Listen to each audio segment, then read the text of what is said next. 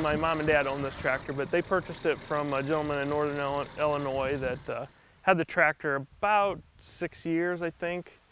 We've had it about 4. This tractor actually was restored by a FFA-er from Texas, and it was an AC Delco restoration competition and won. I actually saw this tractor at the Farm Progress show.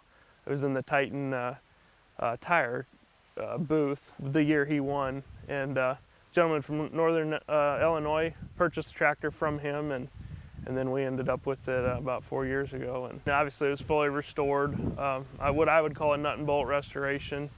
And no, we paraded a little bit in tractor shows, and the gentleman that restored it did a phenomenal job in my opinion, and people are usually pretty impressed with the quality of the restoration job. It's about 10, 11-year-old restoration, so it's got some age under it, and obviously it's been stored. It's got 3-point, no PTO, but it does have 3-point, which a lot of them came without 3-point PTO. I believe it's one of the first Allis-Chalmers that had a turbo, you know, a little bit younger than some of the tractor collectors, so I guess that's kind of what I grew up driving as a little kid was, you know, the 70s, 60s, late 60s, 70s era, which we were still farming with at the time. So kind of into that, but who wouldn't like the D21? It's a pretty impressive beast as you sit in the seat and look at that wide hood, and just a pretty cool tractor.